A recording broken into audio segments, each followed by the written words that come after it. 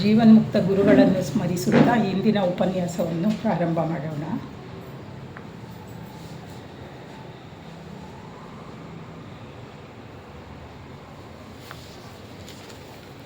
ಆತ್ಮೀಯ ಸಹೋದರ ಸಹೋದರಿಯರೆಲ್ಲರಿಗೂ ವಂದನೆಗಳು. ಈಗ ಇವತ್ತಿನ ದಿನ ಅದೇ ಶ್ರೀಧರ್ ಚಕ್ರಭಾವಿ ಸರ್ ಅವರು ಕಾರಣಾಂತರಗಳಿಂದ ಬರೋಕ್ಕೆ ಸಾಧ್ಯ ಆಗಿಲ್ಲ. ಹಾಗಾಗಿ ಅದನ್ನು ನಾನೇ ಹೇಳೋ ಪ್ರಯತ್ನ ಮಾಡ್ತಾಯಿದ್ದೀನಿ. ಅವ್ರು ಎಲ್ಲಿಗೆ ಮಾಡಿದ್ರು ಅದ್ರ ಮುಂದಿನ ಅಧ್ಯಾಯ ಮಾಡ್ತಾಯಿದ್ದೀನಿ. ಈ ಗ್ರಂಥ ಬಾಳಿಗೊಂದು ಭಾಷ್ಯ ಅಂಥೇಳಿ ಸಂಪುಟ 1 ಜೆ ಕೃಷ್ಣಮೂರ್ತಿಯವ್ರದ್ದು. ಸಂಪುಟ 1ರಲ್ಲಿ 9ನೇ ಅಧ್ಯಾಯದವರೆಗೂ ಅವ್ರು ತೊಗೊಂಡಿದ್ದಾರೆ. 9ರಿಂದ ಮುಂದುವರಿಸ್ಕೊಂಡು ಹೋಗಬೇಕು.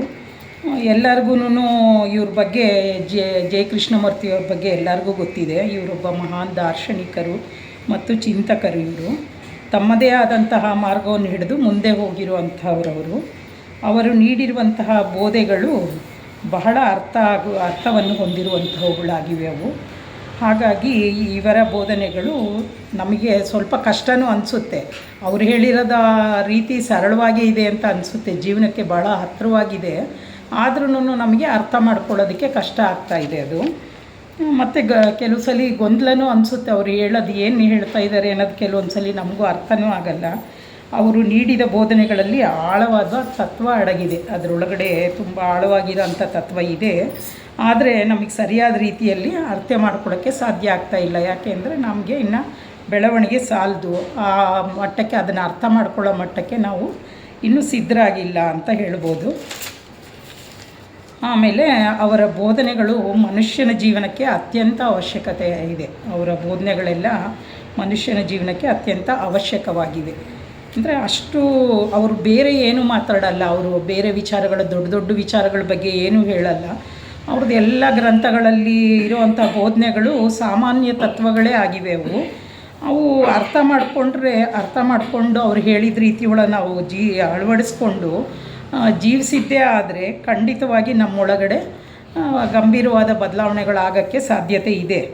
ಆದರೆ ಅವ್ರು ಹೇಳಿರೋ ರೀತಿ ಒಳಗೆ ನಾವು ಜೀವನ ನಡೆಸ್ತಾ ಅಳವಡಿಸ್ಕೊಂಡು ನಮ್ಮನ್ನು ನಾವು ಪರೀಕ್ಷೆ ಮಾಡ್ಕೊಳ್ತಾ ಹೋಗ್ಬೇಕು. ಅವ್ರು ಇನ್ನೇನು ಬೇರೆ ಏನು ಹೇಳಲ್ಲ. ನಿಮ್ಮನ್ನು ನೀವು ಪರೀಕ್ಷೆ ಮಾಡ್ಕೊಳ್ಳಿ, ನಿಮ್ಮನ್ನು ನೀವು ಗಮನಿಸ್ಕೊಳ್ಳಿ ನೀವು ಅಂತಲೇ ಹೇಳ್ತಾ ಹೋಗ್ತಾರೆ. ಅದನ್ನ ಗಮನಿಸ್ಕೊಂಡು ಅದು ಹೇಗೆ ಗಮನಿಸಬೇಕು, ಆಳವಾಗಿ ಅದನ್ನು ಪ್ರತಿ ಕ್ಷಣವೂ ನಿಮ್ಮನ್ನು ನೀವು ಗಮನಿಸ್ಕೊಳ್ತಾ ಹೋದಾಗ ನಿಮಗೆ ಎಲ್ಲ ವಿಚಾರಗಳು ಅರ್ಥ ಆಗುತ್ತೆ. ಅದನ್ನು ಪ್ರತಿ ಕ್ಷಣವೂ ಮಾಡಬೇಕು ಅಂತ ಹೇಳ್ತಾರೆ ಅವರು. ಆಗ ನಿಮ್ಮೊಳಗೆ ಒಂದು ಬದಲಾವಣೆ ಆಗುತ್ತೆ, ಬೆಳಕು ಕಾಣಿಸುತ್ತೆ. ಅಂದರೆ ಮುಂದೆ ಹೋಗೋಕ್ಕೆ ದಾರಿ ಗೊತ್ತಾಗುತ್ತೆ ಅನ್ನೋ ಅರ್ಥದಲ್ಲಿ ಹೇಳ್ತಾರೆ. ಆದರೆ ಅದು ಬಹಳ ಮುಖ್ಯ ಆಗಿದೆ. ಅಂತಹ ಬದಲಾವಣೆಗಳು ನಮ್ಮ ಜೀವನದಲ್ಲಿ ಬೇಕೇ ಬೇಕಾಗಿದೆ. ಅದು ನಾವು ಅದನ್ನು ಮಾಡಲೇಬೇಕಾಗಿದೆ. ಅವರು ನೀಡಿರುವ ಹಲವಾರು ಸಂದೇಶಗಳನ್ನು ನಾವು ಗಮನಿಸಿದಾಗ ನಮ್ಮ ಗಮನಕ್ಕೆ ಬರುತ್ತೆ. ಈ ವಿಚಾರ ಏನೆಂದರೆ ಅವರು ಎತ್ತರದ ವಿಚಾರಗಳನ್ನು ಮಾತಾಡಿಲ್ಲ. ಅಂದರೆ ಬಹಳ ದೊಡ್ಡ ದೊಡ್ಡ ವಿಷಯಗಳನ್ನ ಅರ್ಥ ಆಗಲಾರ್ದಂಗೆ ಏನೇನೋ ವಿಚಾರಗಳನ್ನೆಲ್ಲ ಏನೂ ಹೇಳಿಲ್ಲ. ಅವರು ಎಲ್ಲರ ಜೀವನ ವಿಷಯಗಳಿಗೆ ಸಂಬಂಧಿಸಿದಂತಹ ವಿಚಾರಗಳನ್ನೇ ಅವರು ಹೇಳಿದ್ದಾರೆ. ಅದನ್ನೇ ಸಾಮಾನ್ಯವಾಗಿ ಉಪನ್ಯಾಸಕ್ಕೆ ತೆಗೆದುಕೊಂಡಿರುವಂತಹ ವಿಷಯಗಳು ಸದಾ ನಮ್ಮ ಜೀವನಕ್ಕೆ ಸಂಬಂಧಿಸಿದ ವಿಷಯಗಳೇ ಆಗಿವೆ. ಅವು ಬೇರೆ ಏನು ಹೆಚ್ಚಿಗೆ ಹೇಳೇ ಇಲ್ಲ. ಆಮೇಲೆ ಅವ್ರ ಗ್ರಂಥನ ಗಮನಿಸಿದರೆ ಗೊತ್ತಾಗುತ್ತೆ. ಅವರು ಕೊಟ್ಟಿರೋ ಹೆಡ್ಲೈನ್ಗಳು ಏನಿದೆ, ಶೀರ್ಷಿಕೆ ಏನಿದೆ ಅಂದರೆ ಬರೀ ಅವ್ರು ಹೇಳೋದೆಲ್ಲ ನಮ್ಮ ಜೀವನದಲ್ಲಿ ನಾವು ಏನು ಅಳವಡಿಸ್ಕೋಬೇಕಾಗಿದೆಯೋ, ನಮ್ಮ ಗುಣಗಳು ಏನಾಗಿದೆಯೋ, ಗುಣ ಸ್ವಭಾವ ಅದೇ ಥರದ ವಿಚಾರಗಳೇ ಆಗಿದೆ. ಅಂದರೆ ನಿದ್ರೆ, ಕೋಪ, ನಂಬಿಕೆ, ಹೀಗೆ ಅವರು ಶೀರ್ಷಿಕೆ ಬರೋದೇ ಆ ಥರನೇ. ಅವರು ಎಲ್ಲ ಅಧ್ಯಾಯಕ್ಕೆ ಅವರು ಶೀರ್ಷಿಕೆ ಇಟ್ಟಿರೋದೇ ಅದೇ ಥರ. ಎಲ್ಲವೂ ಸಹ ನಮ್ಮ ದಿನನಿತ್ಯದ ಜೀವನಕ್ಕೆ ಸಂಬಂಧಪಟ್ಟಿರುವಂಥದ್ದೇ ಆಗಿದೆ ಅಂತ ಹೇಳ್ಬೋದು. ಹಾಗೆ ಈ ಅಧ್ಯಾಯದಲ್ಲಿ ಇದು 9ನೇದು. ಇದ್ರ ಶೀರ್ಷಿಕೆ ಅಧ್ಯಾಯ 9, ಶೀರ್ಷಿಕೆ ಬಂದು ಜ್ಞಾನ ಅಂಥೇಳಿ ಇವತ್ತಿನ ಅಧ್ಯಾಯದ ಶೀರ್ಷಿಕೆ. ಅದರೊಳಗೆ ಅವರು ಏನು ಮಾಡ್ತಾರೆ, ಪ್ರಾರಂಭದಲ್ಲಿ ಅವರು JK ಅವರು ಸದಾ ಎಲ್ಲಿ ಹೋದ್ರೂ ಅವರು ಏನೋ ಒಂದು ದೃಶ್ಯನ ಗಮನಿಸ್ಕೊಂಡೇ ಇರ್ತಾರೆ. ಅವರು ನಮ್ಮಂಗೆ ಸುಮ್ಮನೆ ನಾವು ಹೋಗಿ ಕೂತ್ರೂ ನಮ್ಗೆ ಆ ಕಡೆ ಗಮನನೇ ಇರಲ್ಲ ನಮಗೆ. ಆದರೆ ಆ ಥರ ಇರಲ್ಲ. ಅವರು ಎಲ್ಲಿ ಹೋದ್ರೂ ಆ ದೃಶ್ಯನ ಎಷ್ಟು ಆಳವಾಗಿ ಗಮನಿಸ್ತಾರೆ ಅನ್ನೋದು ನಮಗೆ ಗೊತ್ತಾಗುತ್ತೆ. ಪ್ರತಿಯೊಂದು ಅಧ್ಯಾಯದಲ್ಲೂ ಪ್ರಕೃತಿ ವರ್ಣನೆ ಮಾಡ್ತಾರೆ. ಅಂದರೆ ಅವರು ಪ್ರಕೃತಿನ ಎಷ್ಟು ಆರಾಧನೆ ಮಾಡ್ತಾಯಿದ್ರು, ಅವರು ಎಷ್ಟು ಪ್ರೀತಿಸ್ತಾ ಇದ್ರು ಅನ್ನೋದು ಗೊತ್ತಾಗುತ್ತೆ. ಪ್ರತಿಯೊಂದನ್ನು ಎಷ್ಟು ಆಳವಾಗಿ ಗಮನಿಸ್ತಾ ಇದ್ರು ಅನ್ನೋದು ನಮಗೆ ಅರ್ಥ ಆಗುತ್ತೆ ಅವರು ಅಧ್ಯಾಯಗಳನ್ನ ಓದ್ತಾ ಹೋದರೆ. ಇದರಲ್ಲಿ ಕೂಡ ಅಷ್ಟೇನೇ ಹಾಗೇನೇ ಇದನ್ನು ಒಂದು ರೈಲ್ವೆ ಸ್ಟೇಷನ್ನು ದೃಶ್ಯನ ಹೇಳ್ಕೊಳ್ತಾ ಹೋಗ್ತಾರೆ. ಇದು ಪ್ರಾರಂಭ ಮಾಡ್ತಾರೆ. ಜ್ಞಾನ ಅಂತ 9ನೇ ಅಧ್ಯಾಯ ಜ್ಞಾನ ಅಂಥೇಳಿ. ನಾವು ಟ್ರೈನಿಗಾಗಿ ಕಾಯುತ್ತಿದ್ದೆವು ಅಂತ ಹೇಳ್ತಾರೆ. ಅಂದರೆ ಅವರು ಜೆ ಕೃಷ್ಣಮೂರ್ತಿಯವರು ರೈಲ್ವೆ ಸ್ಟೇಷನ್ನಲ್ಲಿ ಅವರು ಟ್ರೈನ್ಗಾಗಿ ಕಾಯ್ತಾ ಇರ್ತಾರೆ. ಅದು ಬರುವುದು ಇನ್ನೂ ತಡವಿತ್ತು. ಪ್ಲ್ಯಾಟ್ಫಾರಮ್ ಗಲೀಜಾಗಿತ್ತು, ಗದ್ದಲದಿಂದ ಕೂಡಿತ್ತು. ಅದೆಲ್ಲರಿಗೂ ಗೊತ್ತಿರೋ ವಿಷಯ. ಅಂದರೆ ಅಲ್ಲೇ ಅವರು ಏನು ಗಮನಿಸ್ತಾರೋ ಅದನ್ನೇ ಹಾಗೆ ಹೇಳ್ತಾ ಹೋಗಿರೋದದು. ಉಸಿರುಗಟ್ಟಿಸುವ ಹಾಗಿತ್ತು. ನಮ್ಮ ಹಾಗೆಯೇ ಅನೇಕರು ಕಾಯುತ್ತಿದ್ದರು.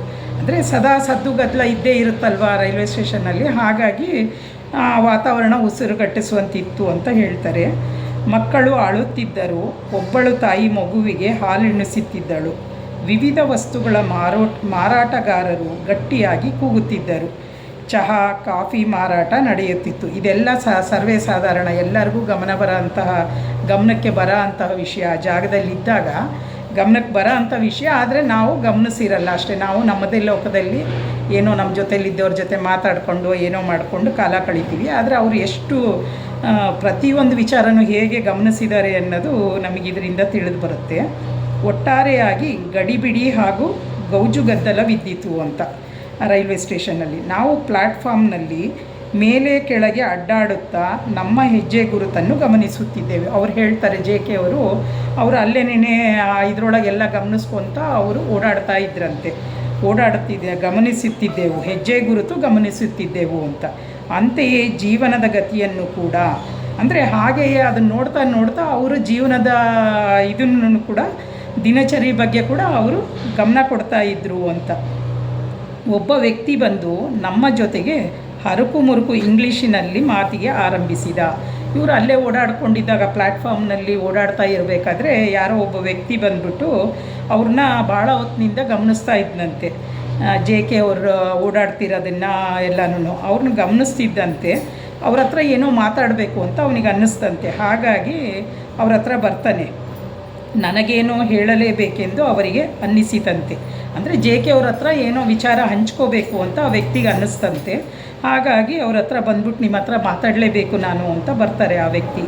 ಇನ್ನು ಮುಂದೆ ತಾನು ನಿಷ್ಕಳಂಕವಾದ ಜೀವನ ನಡೆಸುವೆ ಮತ್ತು ಈಗಿಂದೀಗಲೇ ಧೂಮಪಾನ ಮಾಡುವುದನ್ನು ತ್ಯಜಿಸುವೆ ಎಂದು ಆತ ಭರವಸೆ ನೀಡಿದ ಅಂತ ಹೇಳ್ತಾರೆ. ಅವ್ರ ಹತ್ರ ಬಂದ್ಬಿಟ್ಟು ಜೆ ಕೆ ಅವ್ರ ಹತ್ರ ಬಂದ್ಬಿಟ್ಟು ಆ ವ್ಯಕ್ತಿ ಅವರು ಅಂದರೆ ಅವ್ರ ಜೀವನ ನಡೆಸ್ತಾ ಇದ್ದಿದ್ದ ರೀತಿ ಸರಿ ಇರಲಿಲ್ಲ ಅಂತ ಕಾಣುತ್ತೆ. ಅವರು ಇದಾಗಿ ಸರಿಗೆ ಏನೋ ದೋಷಪೂರಿತವಾಗಿ ಇರುತ್ತೇನೋ ಅವ್ರ ಜೀವನ ಶೈಲಿ. ಅವನಿಗೆ ಅನಿಸಿರಬೇಕು, ಅವ್ರ ಮನಸ್ಸಿಗೆ ಅಳಕಾಗಿರಬೇಕು, ನಾನು ನಡೆಸ್ತಾ ಇದ್ದಿದ್ದ ಜೀವನ ಸರಿ ಇಲ್ಲ ಅಂಥೇಳಿ. ಅದಕ್ಕೆ ಇನ್ನು ಮುಂದೆ ನಾನು ನಿಷ್ಕಳಂಕವಾಗಿ ಜೀವನ ನಡೆಸ್ತೀನಿ ಅಂತ ಜೆ ಕೆ ಅವ್ರ ಹತ್ರ ಬಂದು ಹೇಳ್ತಾರೆ. ಈಗಿಂದೀಗಲೇ ಅವ್ನು ಧೂಮಪಾನದ ಅಭ್ಯಾಸ ಚಟ ಇರುತ್ತೆ ಅನಿಸುತ್ತೆ, ಅದನ್ನು ಬಿಟ್ಬಿಡ್ತೀನಿ ನಾನು, ಇನ್ಮೇಲೆ ನಾನು ಧೂಮಪಾನ ಮಾಡಲ್ಲ ಅಂತ ಅವ್ರ ಹತ್ರ ಭರವಸೆಯಿಂದ ಹೇಳ್ಕೊಳ್ತಾರೆ.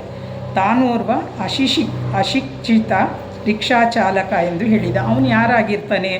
ಅವಿದ್ಯಾವಂತ ರಿಕ್ಷಾ ಚಾಲಕ ಆಗಿರ್ತಾನೆ ಅವನು. ಆತನ ಕಣ್ಣುಗಳು ಚುರುಕಾಗಿದ್ದವು. ಆಪ್ಯಾಯಮಾನವಾದ ಮುಗುಳ್ನಗೆ ಆತನ ಮುಖದಲ್ಲಿ ಮಿನುಗಿತ್ತು. ಅವ್ರು ನೋಡಿದಾಗ ಅವನು ಕೂತ್ಕೊಂಡು ಅವ್ರನ್ನ ಗಮನಿಸ್ಕೊತ ಅವ್ರ ಹತ್ರ ಅವನ ವಿಚಾರನ ಹಂಚ್ಕೋಬೇಕು ಅನ್ನೋದು ಅವನೊಳಗೆ ಇದ್ದಿದ್ದರಿಂದ ಆ ವಿಷಯನ ಜೆ ಕೆ ಅವ್ರ ಹತ್ರ ಹಂಚ್ಕೊಂಡ ತಕ್ಷಣ ಅವನೊಳಗಡೆ ಏನೋ ಒಂಥರ ನೆಮ್ಮದಿಯ ನಗು ಅವನ ಮುಖದಲ್ಲಿ ಕಾಣ್ತು ಅಂತ ಹೇಳ್ತಾರೆ. ಅಷ್ಟು ಹೊತ್ತಿಗೆ ಟ್ರೈನು ಬಂದಿತ್ತು. ಅವನು ಮಾತಾಡಿ ಅವನು ಹೋದ ತಕ್ಷಣ ಟ್ರೈನ್ ಬರುತ್ತೆ. ಬಂದ ತಕ್ಷಣ ಇವರು ಆ ಗಾಡಿನ ಹತ್ಕೊಳ್ತಾರೆ, ಟ್ರೈನಿಗೆ ಹತ್ಕೊಳ್ತಾರೆ ಜೆ ಕೆ ಅವರು. ಗಾಡಿಯಲ್ಲಿ ಒಬ್ಬ ವ್ಯಕ್ತಿಯ ಪರಿಚಯವಾಯಿತು. ಆ ವ್ಯಕ್ತಿದು ಪ್ಲ್ಯಾಟ್ಫಾರ್ಮಲ್ಲಿ ಆಗಿದ್ದು ಅಲ್ಲಿಗೆ ಮುಗೀತು. ಆಮೇಲೆ ಇನ್ನೊಬ್ಬ ವ್ಯಕ್ತಿ ಟ್ರೈನಲ್ಲಿ ಕೂತ್ಕೊಂಡಾಗ ಇನ್ನೊಬ್ಬ ವ್ಯಕ್ತಿ ಪರಿಚಯ ಆಗುತ್ತಂತ ಅವರಿಗೆ. ಗಾಡಿಯಲ್ಲಿ ಒಬ್ಬ ವ್ಯಕ್ತಿಯ ಪರಿಚಯವಾಯಿತು. ಆತ ಓರ್ವ ಖ್ಯಾತ ವಿದ್ವಾಂಸ ಅಂತ. ಅವನು ಒಬ್ಬ ವಿದ್ವಾಂಸನಾಗಿರ್ತಾನೆ. ಅವನು ಯಾರು ಪರಿಚಯ ಆದರೋ ಅವರು ಹಲವಾರು ಸಾಲುಗಳನ್ನು ಪುಂಖಾನುಪುಂಖವಾಗಿ ಉಲ್ಲೇಖಿಸಬಲ್ಲ ಬಹುಭಾಷಾವಿದ ಅಂತ ಹೇಳ್ತಾರೆ. ಆ ವಿದ್ವಾಂಸ, ಖ್ಯಾತ ವಿದ್ವಾಂಸರೇ ಅವರು ಏನು ಮಾಡ್ತಾರೆ ಅಂದರೆ ಅವರು ಹೇಳೋ ವಿಚಾರಗಳನ್ನ ಅವ್ರಿಗೆ ತಿಳಿದಿರೋ ಅಂಥದ್ದು ಬಹುಭಾಷಾ ಅಂತ ಹೇಳ್ತಾರೆ. ಅಂದರೆ ಅನೇಕ ಭಾಷೆಗಳನ್ನ ಬಲ್ಲವರಾಗಿರ್ತಾರೆ ಅವರು. ಹಾಗಾಗಿ ಅವರು ಸರಾಗವಾಗಿ ಮಾತಾಡ್ತಾ ಇರ್ತಾರೆ. ಸರಾಗವಾಗಿ ಮಾತಾಡಿಕೊಂಡು ಅವ್ರಿಗೇನು ಗೊತ್ತಿದೆಯೋ ಅದನ್ನು ಅವ್ರ ಹತ್ರ ಹಂಚ್ಕೊಳ್ತಾರೆ.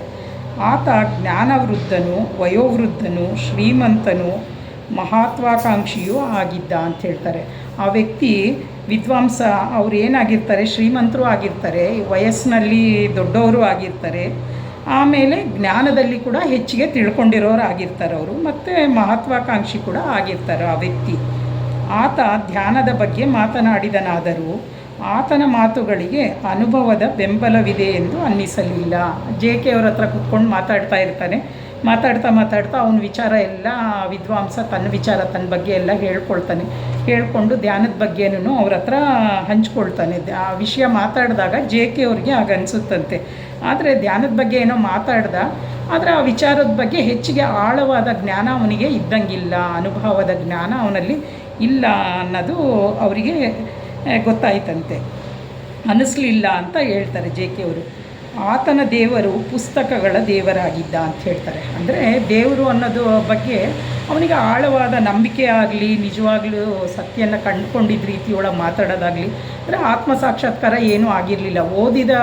ಇವಾಗ ಓದಿ ಮಾಡಿ ಏನು ತಿಳ್ಕೊಂಡಿರ್ತಾರೋ, ಬಾಹ್ಯದಲ್ಲಿ ಮಾತಾಡಿ ವಿಚಾರಗಳನ್ನ ತಿಳ್ಕೊಂಡಿರ್ತಾರಲ್ಲ, ಆ ದೇವರಾಗಿದ್ದರು ಅಂತ ಹೇಳ್ತಾರೆ. ಅಂದರೆ ಅವನು ದೇವ್ರ ಬಗ್ಗೆನೂ ಮಾತಾಡಿದಾಗ ಅವನ ವಿಚಾರಗಳು ಹೊರಗಿನ ವಿಚಾರ ಆಗಿತ್ತು, ಅವನ ಸ್ವಂತ ಅನುಭವದ ವಿಚಾರ ಆಗಿರಲಿಲ್ಲ ಅನ್ನೋ ಅರ್ಥದಲ್ಲಿ ಅವರಿಗೆ ಹಾಗೆ ಅನಿಸುತ್ತಂತೆ ಜೆ ಕೆ ಅವರಿಗೆ. ಬದುಕಿನ ಬಗ್ಗೆ ಆತ ಸಾಂಪ್ರದಾಯಿಕವಾದ ರೂಢಿಗತ ಧೋರಣೆ ಹೊಂದಿದ್ದ ಅಂತ ಹೇಳ್ತಾರೆ. ಅಂದರೆ ಬದುಕಿನ ಬಗ್ಗೆ ಕೂಡ ಅವರು ಆ ವ್ಯಕ್ತಿ ಒಳಗೆ ಆಚಾರ ವಿಚಾರಗಳಲ್ಲಿ ನಂಬಿಕೆ ಇತ್ತು, ಆಚರಣೆಗಳು ಬಗ್ಗೆ ನಡವಳಿಕೆ ಎಲ್ಲನೂ. ಈಗ ಸಾಧಾರಣ ಜನರು ಹೇಗಿರ್ತಾರೋ, ಹೊರ ಪ್ರಪಂಚದಲ್ಲಿ ಎಲ್ಲರೂ ಯಾವ ರೀತಿ ಇರ್ತೀವೋ ನಾವು ಇನ್ನೂ ಅದು ಆ ಸ್ಥಿತಿಗೆ ಹೋಗ್ಲಿಲ್ದಿದ್ದಾಗ ನಾವೆಲ್ಲ ಹೇಗೆ ಹೊರಗಡೆ ಜ್ಞಾನನೇ ನಂಬ್ಕೊಂಡು ಇನ್ನೊಬ್ರು ಹೇಳಿದ್ದು ಕೇಳಿದ್ದು ನಮ್ಮೊಳಗಡೆ ಇರೋ ಅಂಥ ಆಲೋಚನೆಗಳಿಗೆ ಎಲ್ಲ ಹೇಗೆ ನಾವು ಬದ್ಧರಾಗಿರ್ತೀವೋ, ಆ ವ್ಯಕ್ತಿ ಕೂಡ ವಿದ್ವಾಂಸ ಅಂತ ಹೇಳ್ಕೊಂಡ್ರು, ವಿಚಾರಗಳು ಪಾಂಡಿತ್ಯ ಜ್ಞಾನ ಅವನಲ್ಲಿ ಇದ್ರೂ, ಆದರೆ ಅವನು ಇದೇ ಥರನೇ ಮಾತಾಡೋದ ರೀತಿ ಇದೇ ಥರನೇ ಆಗಿತ್ತಂತೆ. ಯಾರು ತಿಳಿಲಾರ್ದವ್ರು ಇರ್ತಾರೋ ಅದೇ ಥರ ಮಾತಾಡ್ತಾ ಇದ್ರು ಅಂತ ಹೇಳ್ತಾರೆ. ಜೆ ಕೆ ಅವ್ರಿಗೆ ಹಾಗೆ ಅನಿಸುತ್ತದು. ತಂದೆ ತಾಯಿಗಳು ಗೊತ್ತು ಮಾಡಿದ ಮದುವೆಯಲ್ಲಿ ಆತನಿಗೆ ಒಲವು ಇತ್ತು. ಎಲ್ಲರೂ ಸಹಜವಾಗಿ ಪೇರೆಂಟ್ಸ್ ಒಪ್ಪಿದ್ದನ್ನು ತಂದೆ ತಾಯಿಗಳು ಅವ್ರ ಜೊತೆ ಮದುವೆ ಮಾಡ್ತಾರಲ್ಲ, ಅದೇ ಇದರೊಳಗೆ ನಂಬಿಕೆ ಇತ್ತಂತವ್ರಿಗೆ, ಆ ವ್ಯಕ್ತಿಗೆ. ಗಂಡು ಹೆಣ್ಣು ಆದಷ್ಟು ಬೇಗ ಮದುವೆಯಾಗಿ ನಿಯಮಬದ್ಧ ಜೀವನ ನಡೆಸಬೇಕು ಎಂಬುದು ಆತನ ನಿಲುವು ಅಂತ ಹೇಳ್ತಾರೆ. ಅಂದರೆ ಸಾಧಾರಣ ಜನರು ಹೇಗೆ ಯೋಚನೆ ಮಾಡ್ತೀವೋ ಅದೇ ಥರ ಯೋಚನೆಗಳು ಅವರಲ್ಲೂ ಇತ್ತು ಅಂತ ಹೇಳ್ತಾರೆ. ಜಾತಿ ಅಥವಾ ವರ್ಗ ಪ್ರಜ್ಞೆ ಆತನಲ್ಲಿ ಜಾಗೃತವಾಗಿತ್ತು. ಅಂದರೆ ಬೇರೆ ಜನರಲ್ಲಿ ಇದ್ದ ಹಾಗೇನೇ ಜಾತಿ ವರ್ಣಗಳ ಭೇದ, ಆಮೇಲೆ ಅದೇ ಥರ ಪ್ರಜ್ಞೆ ಅವರಲ್ಲಿ ಕೂಡ ಇತ್ತು ಅಂತ ಹೇಳ್ತಾರೆ. ವಿವಿಧ ಜಾತಿಗಳ ಜನರ ನಡುವೆ ಭೌತಿಕ ಸಾಮರ್ಥ್ಯಗಳಲ್ಲಿ ಅಂತರವಿದೆ ಎಂದು ಆತ ನಂಬಿದ್ದ. ಅಂದರೆ ಭೇದ ಭಾವ ಎಲ್ಲನೂ ಬೇರೆ ಮನುಷ್ಯರಲ್ಲೆಲ್ಲ ಹೇಗಿರುತ್ತೋ ಸಾಧಾರಣ ಮನುಷ್ಯರಲ್ಲಿ ಅದೇ ಭಾವನೆಗಳು ಅವನಲ್ಲೂ ಇತ್ತು ಅಂತ ಹೇಳ್ತಾರೆ.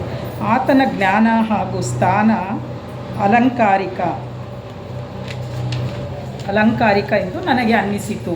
ಅಂದರೆ ಅದೇನೇ ಎಲ್ಲ ಬಾಹ್ಯ ಜ್ಞಾನ, ಆಮೇಲೆ ಹೊರಗಡೆ ಮನ್ನಣೆಗೋಸ್ಕರ ಗಳಿಸಿದಂತಹ ಜ್ಞಾನ ಆಗಿತ್ತು ಒಂದು ಅನ್ನೋ ಥರ ಇವ್ರಿಗೆ ಜೆ ಕೆ ಅವ್ರಿಗೆ ಅನಿಸುತ್ತೆ ಅವ್ರ ಹತ್ರ ಮಾತಾಡಿದಾಗ. ಆ ವಿಚಾರ ಅಲ್ಲಿಗೆ ಮುಗಿಯುತ್ತೆ ಆ ವ್ಯಕ್ತಿದು. ಆಮೇಲೆ ಸೂರ್ಯ ಮುಳುಗಲು ಅಣಿಯಾದ ಟ್ರೈನು ಸುಂದರವಾದ ಹಳ್ಳಿಗಾಡಿನ ನಡುವೆ ಸಾಗುತ್ತಿತ್ತು.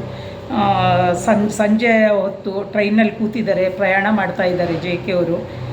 ಟ್ರೈನು ಪ್ರಯಾಣ ಶುರುವಾಗಿದೆ, ಹಳ್ಳಿಗಾಡಿನ ನಡುವೆ ಸಾಗುತ್ತಿತ್ತು. ಅಂದರೆ ಆ ಟ್ರೈನ್ ಏನು ಮಾಡ್ತಾಯಿದೆ, ಹೋಗ್ತಾ ಇದ್ದರೆ ದಾರಿ ಒಳಗೆ ಗಮನಿಸ್ತಾ ಇದ್ದಾರೆ, ಹಳ್ಳಿಗಳನ್ನ ದಾಟಿ ಹೋಗ್ತಾ ಇದೆ ಅದು ಟ್ರೈನು. ದನಕರುಗಳು ಹಟ್ಟಿಗೆ ಹಿಂತಿರುಗುತ್ತಿದ್ದವು. ಸಂಜೆ ಆಯ್ತಲ್ಲ, ದನಕರುಗಳೆಲ್ಲ ಮೇಯಕ್ಕೆ ಹೋಗಿರೋ ಅಂತಹ ದನಕರುಗಳು ವಾಪಸ್ಸು ಮನೆ ಕಡೆ ಹೋಗ್ತಾ ಇದ್ವು. ಗೋಧೂಳಿ ಎದ್ದಿತು. ಅಂದರೆ ಅವೆಲ್ಲ ದನಗಳೆಲ್ಲ ಹೋಗ್ತಾ ಇರಬೇಕಾದ್ರೆ ರೋಡಿನ ಧೂಳೆಲ್ಲ ಎದ್ದೇಳುತ್ತಲ್ವ, ಎಲ್ಲ ಒಟ್ಟಿಗೆ ಗುಂಪಲ್ಲಿ ಹೋಗ್ಬೇಕಾದ್ರೆ ಅದು ಗೋಧೂಳಿ ಎದ್ದಿತು. ಮೇಲೆ ಆಕಾಶದಲ್ಲಿ ಭಾರೀ ಕಾರ್ಮೋಡ ಕವಿದಿತ್ತು. ಮೇಲೆ ಆಕಾಶ ಮೋಡ ಆಗಿತ್ತು, ಇನ್ನೇನು ಮಳೆ ಬರುತ್ತೇನೋ ಅನ್ನೋ ಥರ ಕತ್ತಲಾಗಿತ್ತು ಆಗಲೇನೇ ಅಂತ. ಆಗೊಮ್ಮೆ ಈಗೊಮ್ಮೆ ಗುಡುಗಿನ ಆರ್ಭಟ, ಮಳೆ ಬರೋ ಸೂಚನೆ ಕಾಣಿಸ್ತಾ ಇತ್ತು, ಗುಡುಗಿನ ಆರ್ಭಟ ಇತ್ತು.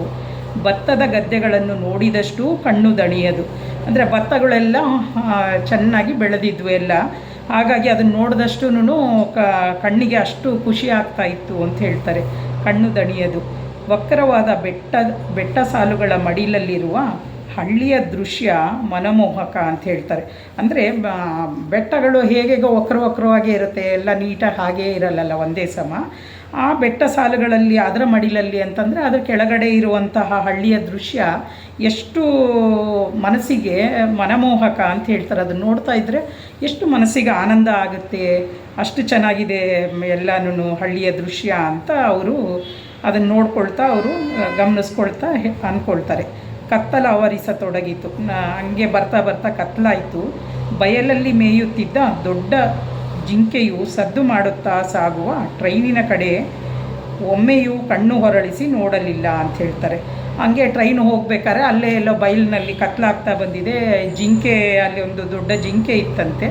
ಅದು ಟ್ರೈನಿನ ಶಬ್ದಕ್ಕೂ ಅದನ್ನು ಗಮನಿಸಲೇ ಇಲ್ಲ. ಅಂದರೆ ಅದೇನೋ ಮೇಯ್ತಾ ಇತ್ತೋ ಏನು ಮಾಡ್ತಾ ಇತ್ತೋ ಜಿಂಕೆ, ಆ ಕಡೆಗೆ ಗಮನ. ಇದು ಟ್ರೈನಿನ ಶಬ್ದಕ್ಕೆ ಸರಿತಾವಲ್ಲ, ಪ್ರಾಣಿಗಳು ಹೋದಾಗ ಅದು ಭಯ ಪಟ್ಕೊಂಡು ದೂರ ಸರಿಯುತ್ತೆ. ಆ ಥರದ ಅಲ್ಲಾಡಲೇ ಇಲ್ಲ. ಜಿಂಕೆ ಹೇಗಿತ್ತು ಹಾಗೇ ಇತ್ತು. ಅದೇನು ಸದ್ದುಗದ್ದಲಿಕ್ಕೆ ಏನು ಅದರದ್ದು ಒಮ್ಮೆಯೂ ಕಣ್ಣು ಹೊರಳಿಸಿ ನೋಡಲಿಲ್ಲ ಅಂತಾರಂದರೆ ಅದರ ಕಡೆ ನೋಡಲೇ ಇಲ್ಲ. ಅದು ಏಕಾಗ್ರತೆಯಿಂದ ಅದು ಏನು ಮಾಡ್ತಾ ಇತ್ತು ಇದರೊಳಗೆ ಅದು ಮಗ್ನನಾಗಿತ್ತು ಅಂತ ಅದು ಅಲ್ಲಿಗೆ ಹೇಳ್ಕೊಳ್ತಾ ಪ್ರಕೃತಿ ವರ್ಣನೆನ ಅಲ್ಲಿಗೆ ಹೇಳ್ತಾ ಮತ್ತೆ ಮುಂದುವರಿಸ್ತಾರೆ ಜೆ.ಕೆ. ಅವರು.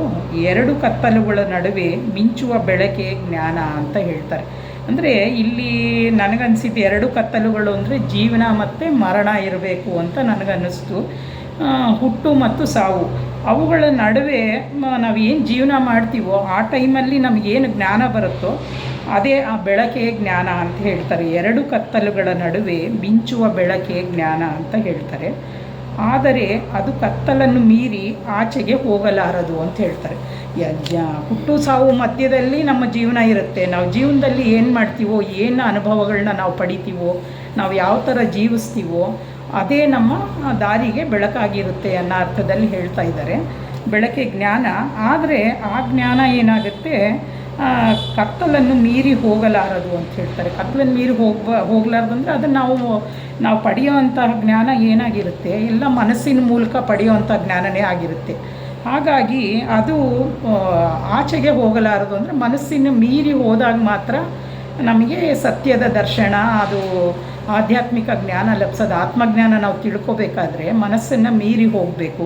ನಮಗೆ ಮನಸ್ಸಿಗೆ ಸೀಮಿತವಾಗಿರೋ ಜ್ಞಾನನೇ ಇಲ್ಲಿ ಸಿಗೋದು. ನಾವೇನಾದ್ರು ಪ್ರಯತ್ನ ಪಡಲಿಲ್ಲ, ಸಾಧನೆ ಮಾಡಲಿಲ್ಲ ಅಂದರೆ ನಾವು ಏನು ತಿಳ್ಕೊಳ್ತಾ ಇದ್ದೀವೋ ಆ ಜ್ಞಾನ ಎಲ್ಲನೂ ನಮ್ಮ ಸೀಮಿತತೆಗೆ ಒಳಪಟ್ಟಿರುತ್ತೆ ಅದು. ಹಾಗೆ ಅಂತ ಹೇಳ್ತಾರೆ.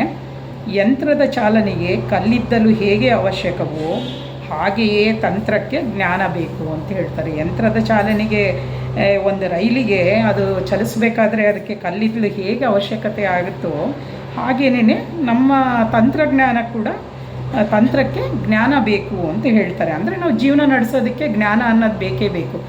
ಬಾಹ್ಯ ಜ್ಞಾನನೇ ಆಗಿರ್ಬೋದು, ಆದರೆ ಒಟ್ಟು ಜ್ಞಾನದ ಅವಶ್ಯಕತೆ ಇದೆ ಅದು. ಹಾಗಾಗಿ ಅದಕ್ಕೆ ಹೇಗೆ ಕಲ್ಲಿದ್ದಲು ಅವಶ್ಯಕತೆ ಇದೆಯೋ ಹಾಗೆ ನಮ್ಮ ಜೀವನಕ್ಕೆ ಒಂದು ಜ್ಞಾನ ಅನ್ನೋದು ಬೇಕು ಅಂತ. ಆದರದು ಅಜ್ಞಾನವನ್ನು ಆವರಿಸಲಾರದು ಅಂತ ಹೇಳ್ತಾರೆ.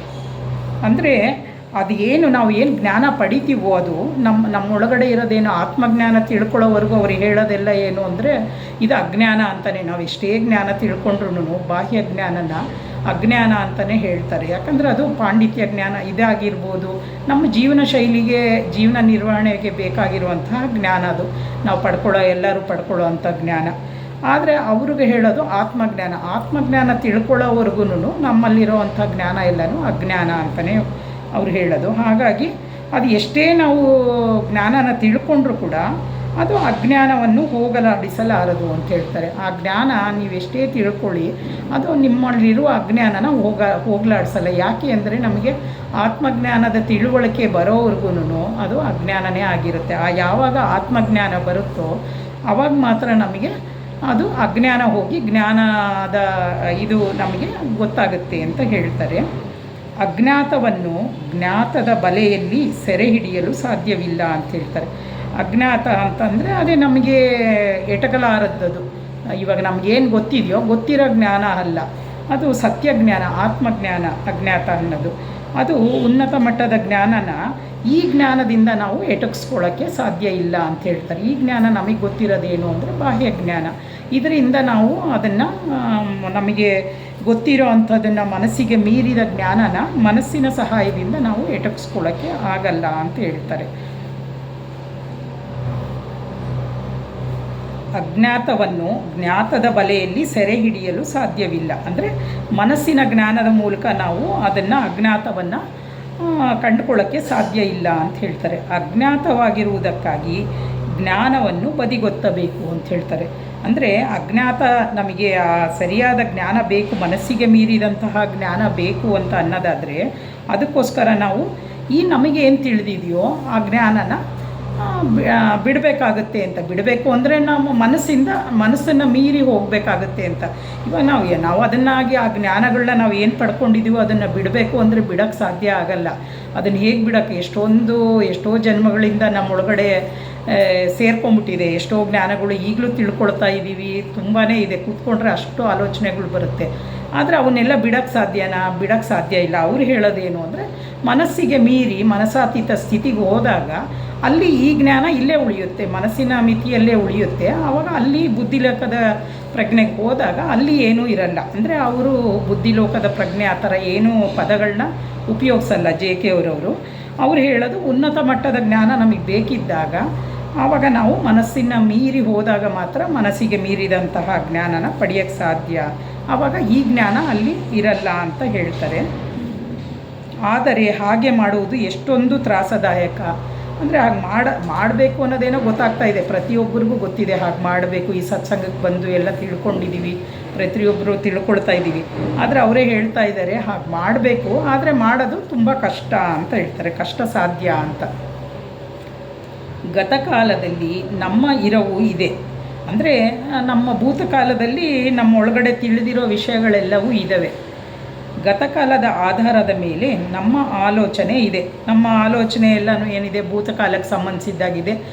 ಆಮೇಲೆ ಭವಿಷ್ಯತ್ ಕಾಲಕ್ಕೆ ಸಂಬಂಧಿಸಿದಾಗ ನಮ್ಮ ಆಲೋಚನೆಗಳು ಇರೋದೇ ಆ 3 ಕಾಲಗಳಲ್ಲೇ ಅಲ್ಲ, ಭೂತ, ಭವಿಷ್ಯತ್, ಇದು ವರ್ತಮಾನ ಕಾಲದಲ್ಲಿ ಇರೋದು.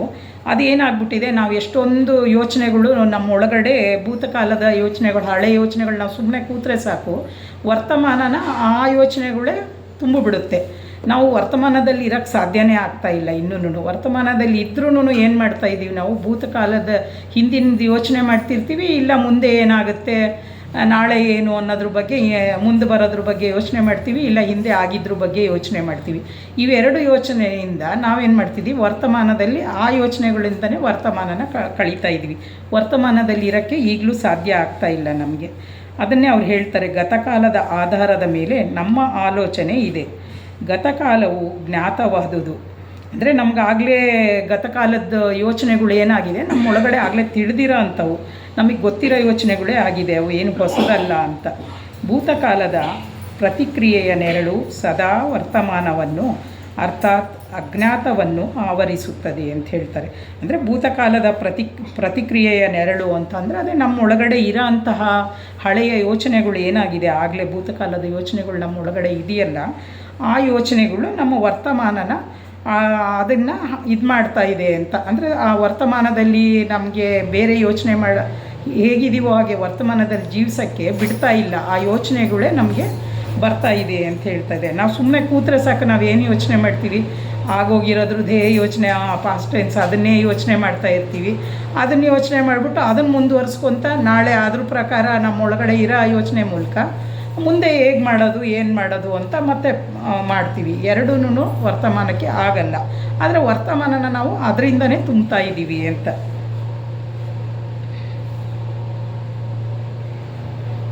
ನೆರಳು ಸದಾ ವರ್ತಮಾನವನ್ನು ಅರ್ಥಾತ್ ಅಜ್ಞಾತವನ್ನು ಆವರಿಸುತ್ತದೆ ಅಂತ ಹೇಳ್ತಾರೆ. ಭವಿಷ್ಯತ್ತು ಅಜ್ಞಾತವಲ್ಲ ಅಂತ ಹೇಳ್ತಾರೆ. ಅಂದರೆ ಭವಿಷ್ಯತ್ತು ಅನ್ನೋದು ಏನಿದೆ, ನಮಗೆ ಆಗಲೇ ತಿಳಿದಿರೋ ಅಂತಹ ವಿಚಾರಗಳಲ್ಲ, ಅದು ವರ್ತಮಾನವೇ ಅಜ್ಞಾತ ಅಂತ ಹೇಳ್ತಾರೆ. ಅಂದರೆ ವರ್ತಮಾನದಲ್ಲಿದ್ದಾಗ ಅದೇನೇ ಅಜ್ಞಾತ ಅಂತ ಹೇಳ್ತಾರೆ. ಅಂದರೆ ಮನಸ್ಸಿಗೆ ಮೀರಿದ ಸ್ಥಿತಿ ನಾವು ತಿಳಿಬೇಕಾದ್ರೆ ವರ್ತಮಾನ ಸ್ಥಿತಿಯಲ್ಲಿ ಇರಬೇಕು. ವರ್ತಮಾನದಲ್ಲಿದ್ದಾಗ ಮಾತ್ರ ನಾವು ಮನಸ್ಸಿಗೆ ಮೀರಿದ ಅತೀತವಾದದ್ದನ್ನು ಕಂಡುಕೊಳ್ಳೋಕ್ಕೆ ಸಾಧ್ಯ ಆಗುತ್ತೆ. ಆದರೆ ನಾವೇನು ವರ್ತಮಾನದಲ್ಲಿ ಜೀವಿಸ್ತಾ ಇದ್ದೀವೋ ಅದು ಅಲ್ಲ ಅದು ಅಂತ ಹೇಳ್ತಾರೆ, ಅಜ್ಞಾತ ಅಲ್ಲ ಅಂತ. ಭೂತವು ಅನಿಶ್ಚಿತವಾದ ವರ್ತಮಾನದೊಳಕ್ಕೆ ನುಸುಳಿ ಬರುವುದೇ ಭವಿಷ್ಯ ಅಂತ ಹೇಳ್ತಾರೆ. ಅಂದರೆ ಭೂತಕಾಲದ ಈಗಾಗಲೇ ನಮ್ಮೊಳಗಡೆ ಇರುವಂತಹ ಹಳೆಯ ಯೋಚನೆಗಳು ಏನಿದೆ, ನಮ್ಮೊಳಗಡೆ ಶೇಖರಣೆ ಆಗಿರುವಂತಹ ಯೋಚನೆಗಳು ಅವು ವರ್ತಮಾನದೊಳಕ್ಕೆ ನುಸುಳಿ ಬರುವುದೇ ಭವಿಷ್ಯ ಅಂತ ಹೇಳ್ತಾರೆ. ಅಂದರೆ ಅದು ಬಂದುಬಿಟ್ಟೆ ನಾವು ಭವಿಷ್ಯದ ಯೋಚನೆ ಮಾಡ್ತೀವಿ ನಾವು. ಅದೇ ನಾಳೆ ಭವಿಷ್ಯ ಆಗುತ್ತೆ ಅಂತ, ಮುಂದಿನ ಯೋಚನೆ ಆಗುತ್ತದು ಅಂತ. ಈ ವಿರಾಮವನ್ನು ವರ್ತಮಾನದ ಖಾಲಿತನವನ್ನು ಆವರಿಸುವಂತೆ ಜ್ಞಾನದ ಬೆಳಕು ತುಂಬುತ್ತದೆ ಅಂತ ಹೇಳ್ತಾರೆ. ಅಂದರೆ ಜ್ಞಾನ ನಾವೀಗೇನು ತಿಳ್ಕೊಂಡಿದ್ದೀವೋ ಆ ಜ್ಞಾನದ ಬೆಳಕೆ ನಮ್ಮನ್ನು ವರ್ತಮಾನ ಸ್ಥಿತಿಯಲ್ಲಿ ಕೂಡ ಅದೇ ತುಂಬ್ತಾ ಇದೆ ಅಂತ, ಆ ಜ್ಞಾನನೇ ತುಂಬಿಕೊಳ್ತಾ ಇದ್ದೀವಿ ನಾವು ಅಂತ, ಹಳೆಯ ಜ್ಞಾನನೇ ಅಂತ. ಆದರೆ ಈ ಖಾಲಿತನವೇ ಜೀವನದ ಪವಾಡವನ್ನು ಹಿಡಿದಿಟ್ಟುಕೊಂಡಿದೆ ಅಂತ ಹೇಳ್ತಾರೆ. ಈ ಖಾಲಿತನ ಏನಿದೆ, ವರ್ತಮಾನದಲ್ಲಿರೋ ಖಾಲಿತನ, ಅದೇ ಜೀವನದ ಪವಾಡವನ್ನು ಹಿಡಿದಿಟ್ಟುಕೊಂಡಿದೆ ಅಂತಂದರೆ ಅದೇ ವರ್ತಮಾನ ಸ್ಥಿತಿಯೊಳಗೆ ಆ ಜೀವನದ ಪವಾಡ ಅಂತಂದರೆ ಏನು ಹೇಳ್ತಾರೋ ಸತ್ಯತೆ ಅನ್ನೋದು ಏನಿದೆಯೋ ಅದನ್ನು ಹಿಡಿದಿಟ್ಕೊಂಡಿರೋದು ವರ್ತಮಾನ. ಆದರೆ ನಾವು ವರ್ತಮಾನದಲ್ಲಿ ಇರೋಕ್ಕಾಗ್ತಾ ಇಲ್ಲ. ಹಾಗಾಗಿ ನಮ್ಗೆ ಇರೋಕ್ಕಾಗ್ತಿಲ್ದಿದ್ದರಿಂದ ನಮಗೆ ಸತ್ಯ ಅನ್ನೋದು ನಮಗೆ ಗೋಚರ ಆಗ್ತಾ ಇಲ್ಲ ಇನ್ನೂ ಅಂತ ಹೇಳ್ತಾ ಇದ್ದಾರೆ. ಜ್ಞಾನಕ್ಕೆ ಗಂಟು ಬೀಳುವುದು ಬೇರೆ ಯಾವುದೇ ದುರ್ವ್ಯಸನದ ಹಾಗೆ ಅಂತ ಹೇಳ್ತಾರೆ. ನಾವು ಏನೇ ಆಗಲಿ ನಾವು ಜ್ಞಾನ ತಿಳ್ಕೋಬೇಕು ಅಂತಂದು ತುಂಬ ಆಸೆ ಪಟ್ಟು ಮಾಡ್ತೀವಲ್ಲ, ಅದಕ್ಕೆ ಅವರು ಒಂದು ಗ್ರಂಥದಲ್ಲೂ ಬರೆದಿದ್ದಾರೆ. ಅದೇನು ಅಂದರೆ ಎಲ್ಲನೂ ಬಿಟ್ಬಿಡಬೇಕು ಅಂತ, ಜ್ಞಾನ ಎಲ್ಲನೂ ನಮ್ಮ ಒಳಗಡೆ ಇರೋ ಎಲ್ಲ ಜ್ಞಾನನ ಬಿಟ್ಟಾಗ ನಮಗೆ ಈ ಸತ್ಯದ ದರ್ಶನ, ಆತ್ಮ ಸಾಕ್ಷಾತ್ಕಾರದ ದರ್ಶನ ಆಗಕ್ಕೆ ಸಾಧ್ಯ ಅನ್ನೋ ಅರ್ಥದಲ್ಲಿ ಹೇಳ್ತಾರೆ ಅವರು. ಜ್ಞಾನಕ್ಕೆ ಗಂಟು ಬೀಳುವುದು ಬೇರೆ ಯಾವುದೇ ದುರ್ವ್ಯಸನದ ಹಾಗೆ ಅಂತಾರೆ. ಏನೋ ಒಂದು ದುರ್ವ್ಯಸನಗಳು, ನಾವು ಒಂದು ಚಟಕ್ಕೆ ಬಲಿಯಾಗಿರ್ತೀವಲ್ಲ, ಆ ಥರನೇ ಜ್ಞಾನಕ್ಕೂ ಅಂದರೆ ಎಷ್ಟು ಅಡಿಕ್ಟ್ ಆಗಿಬಿಡ್ತೀವಿ ನೋಡಿ. ಜ್ಞಾನಕ್ಕೂ ನಾವು ತಿಳ್ಕೋಬೇಕು ಅನ್ನೋ ಆಸೆ ನಮ್ಮ ಒಳಗಡೆ ಎಷ್ಟು ಉತ್ಕಟವಾದ ಆಸೆ ಇರುತ್ತೆ. ಹಾಗೆ ಹೇಳ್ತಾರೆ, ಅದೂ ಒಂದು ಚಟ ಇದ್ದ ಹಾಗೇನೇನೆ ಅಂತ, ಅಡಿಕ್ಟ್ ಆಗ್ತೀವಲ್ಲ ಹಾಗೇನೇನೆ ಅಂತ ಹೇಳ್ತಾರೆ. ಅದು ಏನೂ ಅಲ್ಲವಾಗುವ ಭಯದಿಂದ ಬಿಡುಗಡೆ ನೀಡುತ್ತದೆ ಅಂತ ಹೇಳ್ತಾರೆ. ಈ ಜ್ಞಾನ ನಮ್ಗೆ ಏನು ಮಾಡ್ತಾ ಇದೆ, ಯಾವ ಥರ ಸಹಾಯ ಮಾಡ್ತಾ ಇದೆ ಅಂದರೆ, ನಾವೇನು ತಿಳ್ಕೊಂಡಿಲ್ಲ ಅಂದರೆ ಅಯ್ಯೋ ನಮಗೇನು ಗೊತ್ತಿಲ್ಲ, ಏನೂ ಇಲ್ಲ ಅನ್ನೋ ಭಾವನೆ ಒಂದೊಂದ್ಸಲಿ ನಮಗೆ ಕೀಳರಿಮೆ ಬರುತ್ತಲ್ಲ. ಏನೋ ಒಂಥರ ನಾವು ತಿಳ್ಕೊಳ್ತಾ ಇರೋ ಜ್ಞಾನಗಳೆಲ್ಲವೂ ಇದು ಅಂತಲ್ಲ, ಪಾಂಡಿತ್ಯ ಜ್ಞಾನ ಅಂತಲ್ಲ, ಬೇರೆ ಹೊರಗಡೆ ಬಾಹ್ಯ ಜ್ಞಾನನೇ ಆಗಲಿ ಎಲ್ಲನೂ ನಾವು ಏನಕ್ಕೋಸ್ಕರ ಮಾಡ್ತಾಯಿದ್ದೀವಿ ಅಂದರೆ, ಏನೋ ನಮಗೆ ಸುಮ್ಮನೆ ಇರೋದಕ್ಕಿಂತ ಏನೋ ಒಂದು ಮಾಡ್ತಾ ಇದ್ದರೆ ನಮಗೊಂದು ಸಮಾಧಾನ. ನಾನು ಅದರಲ್ಲಿದ್ದೀನಪ್ಪ, ನಾನು ಅದರಲ್ಲಿ ಭಾಗವಹಿಸ್ತಾ ಇದ್ದೀನಿ, ನಾನು ಆ ವಿಚಾರಗಳನ್ನ ತಿಳ್ಕೊಳ್ತಾ ಇದ್ದೀನಿ, ನಾನು ಆ ಕೆಲಸಗಳನ್ನ ಮಾಡ್ತಾ ಇದ್ದೀನಿ ಅಂದರೆ ನಮಗೆ ನಾವು ಒಂದು ಸಮಾಧಾನ ಕೊಟ್ಕೊಳ್ಳೋವಂಥ ಸಂಗತಿ ಅಷ್ಟೇ ಅದು. ಏನೋ ಒಂದು ಹೌದು, ಏನೂ ಇಲ್ದಂಗೆ ನಾನು ಸುಮ್ಮನೆ ಕೂತ್ಕೊಂಡು ಕಾಲ ಕಳೀತಾ ಇಲ್ಲ, ನಾವೇ ಅಂದ್ಕೊಳ್ತೀವಲ್ವ, ಸುಮ್ಮನೆ ಕೂತೇನು ಕಾಲ ಕಳೀತಾ ಇಲ್ಲ ನಾವು, ಏನೋ ಒಂದು ನಾವು ಹೋಗ್ತೀವಿ, ಸತ್ಸಂಗಕ್ಕೆ ಹೋಗ್ತೀವಿ, ಇನ್ನೇನೋ 4 ಜನ ಫ್ರೆಂಡ್ಸ್ ಜೊತೆ ಮೀಟ್ ಆಗ್ತೀವಿ, ಏನೋ ಮಾಡ್ತಾಯಿದ್ದೀವಿ, ಅವ್ರಂಗೆ ನಾವು ಸುಮ್ಮನೆ ಇರಲ್ಲ ಹಾಗೆ ಹೀಗೆ ಅನ್ಕೋತೀವಿ.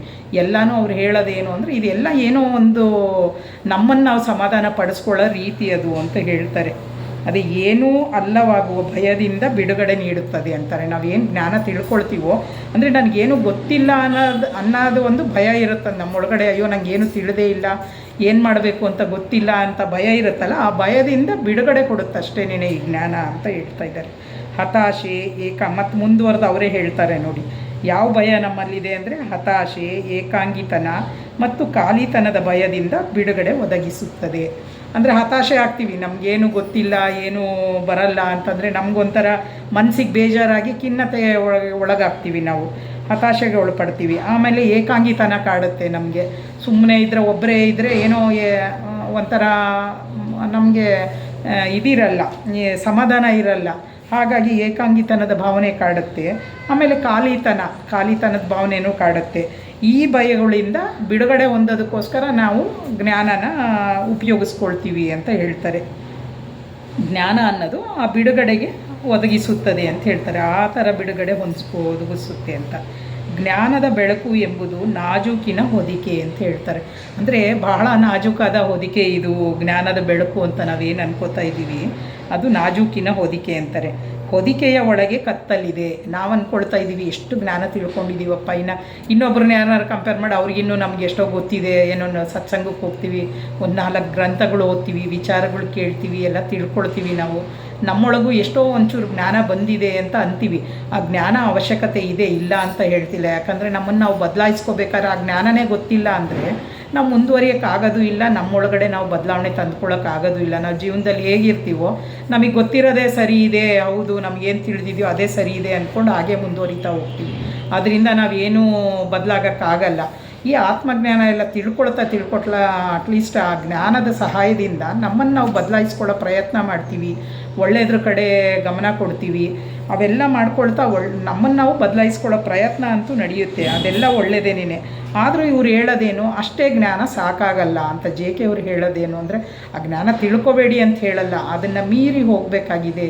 ಅಂದರೆ ಅದಕ್ಕೆ ಸಾಧನೆ ಬೇಕಾಗಿದೆ. ಸುಮ್ಮನೆ ತಿಳ್ಕೊಂಡು ಸುಮ್ಮನೆ ಆಗಬೇಡಿ, ನೀವು ಅದನ್ನು ಮೀರಿಬಿಟ್ಟು ಸಾಧನೆ ಮಾಡಿ ನೀವು ನಿಜವಾದ ಜ್ಞಾನನ ನಿಮ್ಮ ಒಳಗಡೆ, ನಿಮ್ಮ ಸ್ವಜ್ಞಾನನ ತಿಳ್ಕೊಳ್ಳೋ ಪ್ರಯತ್ನ ಮಾಡಿ ಅಂತ ಅವ್ರು ಹೇಳ್ಕೊಂಡು ಹೋಗೋದು.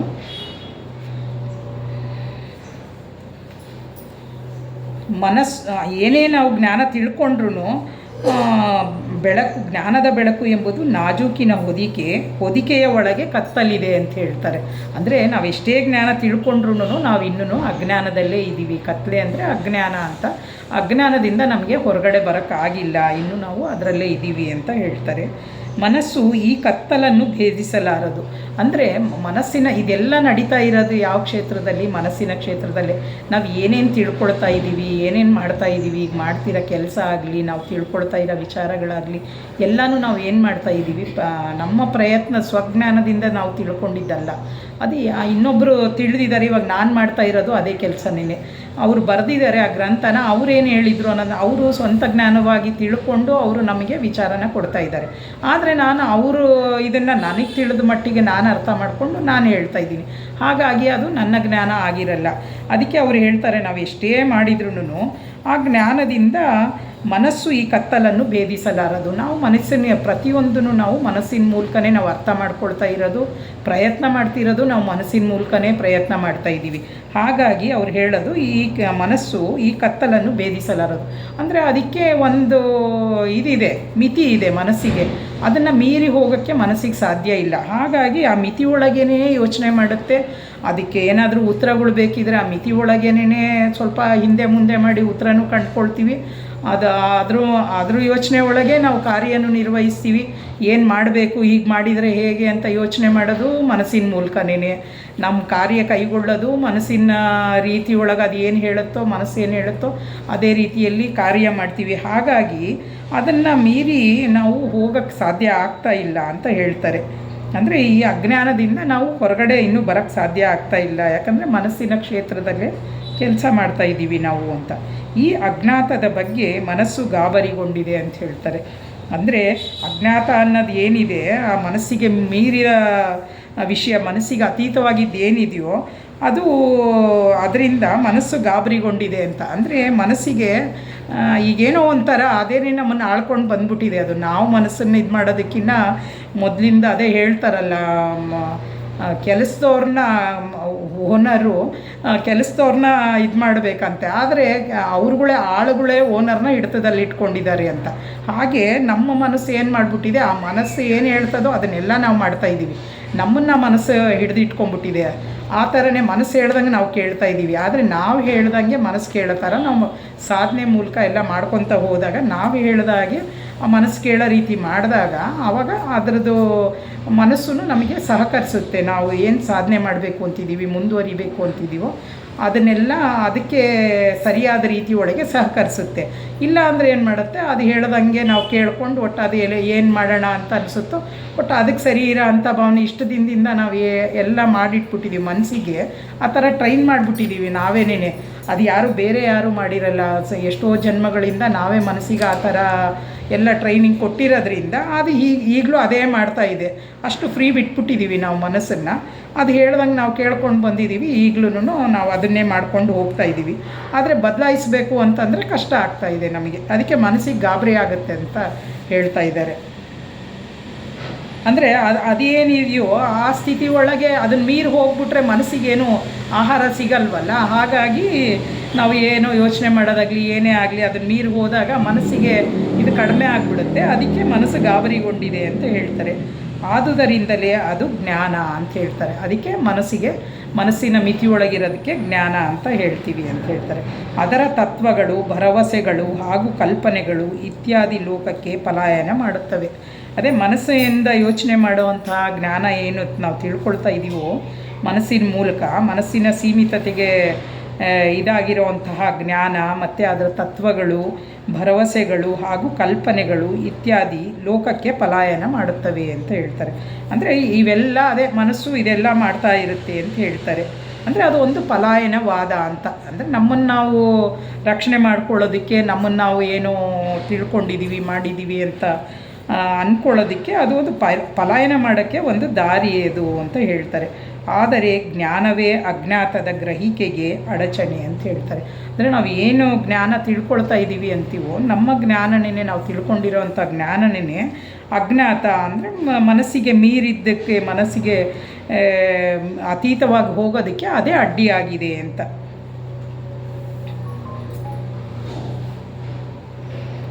ಗ್ರಹಿಕೆಗೆ ಅಡಚಣೆ. ಜ್ಞಾನವನ್ನು ಬದಿಗೆ ಸರಿಸುವುದೆಂದರೆ ಭಯವನ್ನು ಆಹ್ವಾನಿಸುವುದು ಅಂತ ಹೇಳ್ತಾರೆ.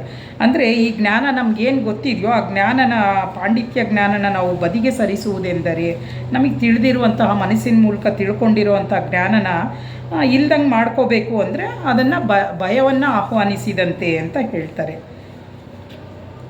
ಆ ಮೂಲಕ ಪರಿಭಾವಿಸುವಿಕೆಯ ಏಕೈಕ ಸಾಧನವಾಗಿರುವ ಮನಸ್ಸನ್ನು ಅದು ತಂದೊಡ್ಡುವ ಸುಖ ದುಃಖಗಳನ್ನು ನಿರಾಕರಿಸುವುದು ಅಂತ ಹೇಳ್ತಾರೆ.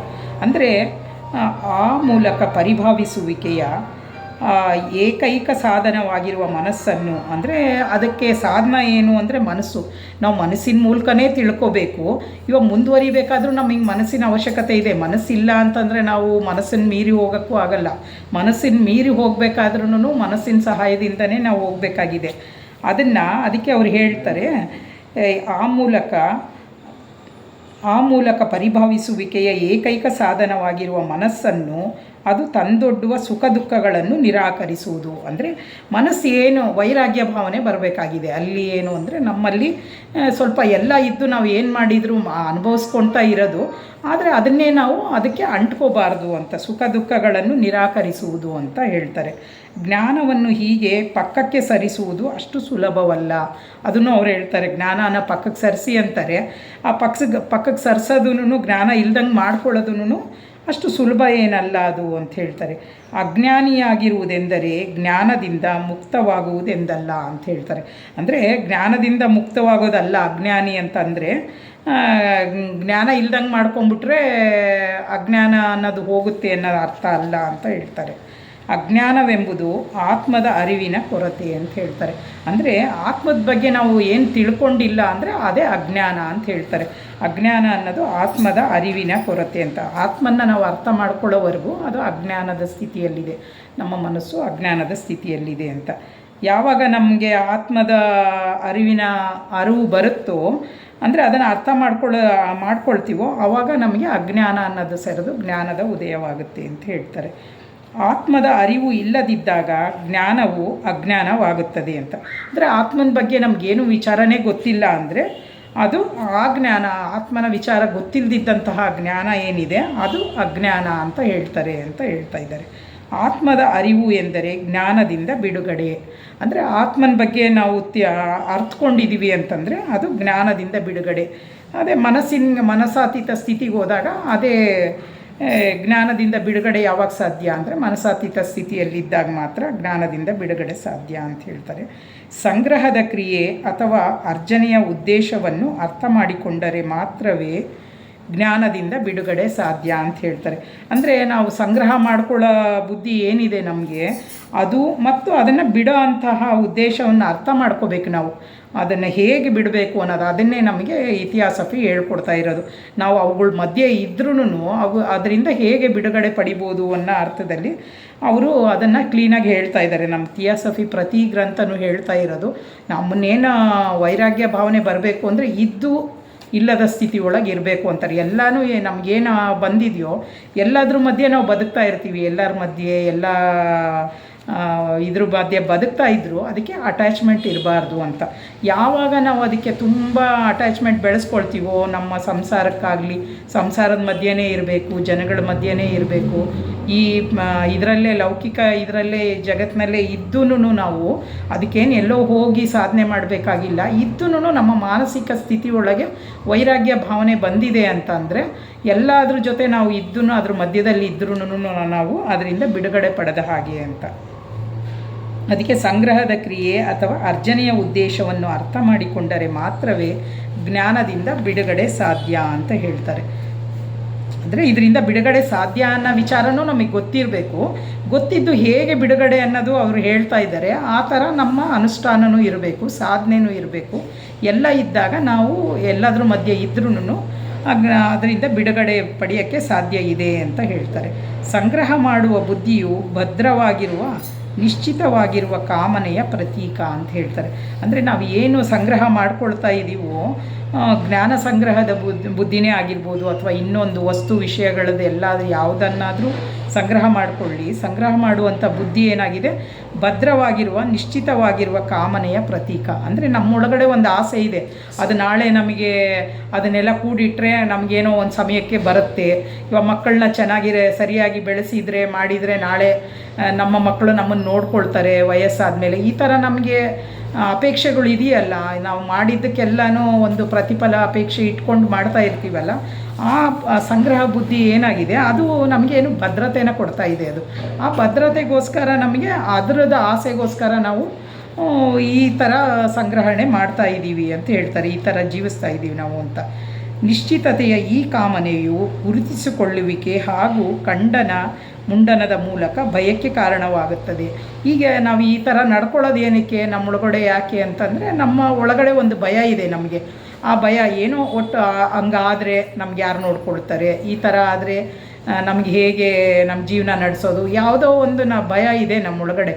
ಆ ಭಯದಿಂದ ನಾವು ಈ ಥರ ಎಲ್ಲನೂ ಒಂದು ಜ್ಞಾನ ಪಡಿಬೇಕಾದ್ರೆ ಆಗಲಿ, ಒಂದು ಏನೋ ವಸ್ತುಗಳನ್ನ ಸಂಗ್ರಹಣೆ ಮಾಡೋದಾಗಲಿ, ಅಥವಾ ಎಲ್ಲ ಮಕ್ಕಳನ್ನ ಸಾಕಬೇಕಾದ್ರೆ ನಾವು ಏನೋ ಒಂದು ಉದ್ದೇಶ ಇಟ್ಕೊಂಡು ಒಟ್ಟು ಎಲ್ಲದರಿಂದನೂ ಭಯದಿಂದ ನಾವು ಏನೋ ಒಂದು ಉದ್ದೇಶದಿಂದ ನಾವು ಆ ಥರ ಮಾಡ್ತಾ ಇರ್ತೀವಿ ಅಂತ ಹೇಳ್ತಾರೆ.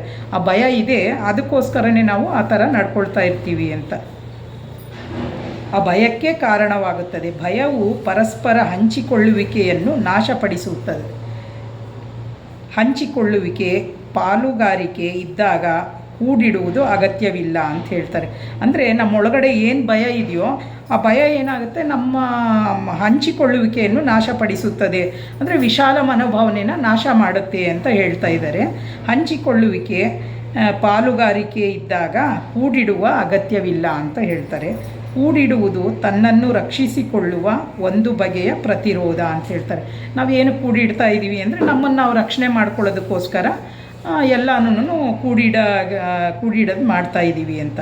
ಜ್ಞಾನವು ಈ ಪ್ರತಿರೋಧವನ್ನು ಗಟ್ಟಿಗೊಳಿಸುತ್ತದೆ. ನಮ್ಮ ಜ್ಞಾನ ಏನು ಮಾಡುತ್ತೆ ಅಂದರೆ, ಎಲ್ಲಾದರೂ ವಿಚಾರ ಜ್ಞಾನ ಅಂದರೆ ಇದೇ ಆಗಬೇಕು ಅಂತ ಏನಿಲ್ಲಲ್ಲ, ಏನು ವಿಚಾರಕ್ಕಾದ್ರೂ ಒಂದು ಜ್ಞಾನ ಅನ್ನೋದು ಬೇಕಲ್ಲ. ನಮ್ಮೊಳಗಡೆ ಆಲೋಚನೆ ಮಾಡಿ ನಾವು ಕೆಲಸನ ಮಾಡ್ತೀವಿ. ಅದು ಎಲ್ಲದಕ್ಕೂ ಅದ್ರ ಹಿಂದೆ ನಾವೇನಾದರೂ ಒಂದು ಮಾಡಿದರೆ ಅದು ಜ್ಞಾನ ನಮ್ಮ ಪ್ರತಿರೋಧವನ್ನು ಗಟ್ಟಿಗೊಳಿಸುತ್ತೆ ಅಂತ ಹೇಳ್ತಾ ಇದ್ದಾರೆ. ಜ್ಞಾನದ ಆರಾಧನೆಯು ಒಂದು ಬಗೆಯ ಅತಿರೇಕದ ಅಭಿಮಾನ ಅಂತ ಹೇಳ್ತಾರೆ. ನಾವು ಜ್ಞಾನನ ಯಾಕೆ ಬಯಸ್ತೀವಿ ಅಂದರೆ ಅದು ಒಂದು ಅತಿರೇಕದ ಅಭಿಮಾನಕ್ಕೋಸ್ಕರ ಬಯಸ್ತೀವಿ ಅಂತ, ಅದು ಒಂದು ಅಭಿಮಾನ ಅಂತ ಹೇಳ್ತಾರೆ.